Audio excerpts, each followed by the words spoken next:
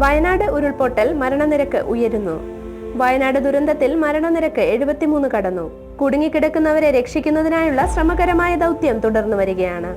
ജലനിരപ്പ് ഉയരുന്നതും പ്രതികൂല കാലാവസ്ഥയിലും രക്ഷാപ്രവർത്തനങ്ങൾ തുടർന്നു വരുന്നു.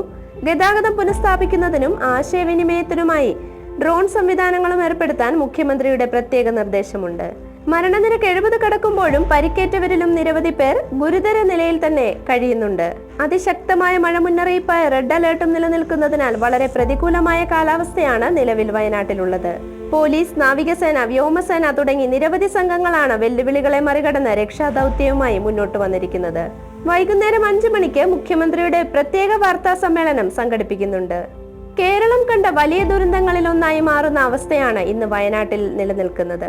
പ്രധാനമന്ത്രി ശ്രീ നരേന്ദ്രമോദി മുഖ്യമന്ത്രി ശ്രീ പിണറായി വിജയനുമായി സംസാരിക്കുകയും അവിടെ നിലവിലുള്ള സാഹചര്യത്തിന്റെ പശ്ചാത്തലത്തിൽ കേന്ദ്രത്തിൽ നിന്ന് സാധ്യമായ എല്ലാ സഹായങ്ങളും ഉറപ്പു നൽകുകയും ചെയ്തു.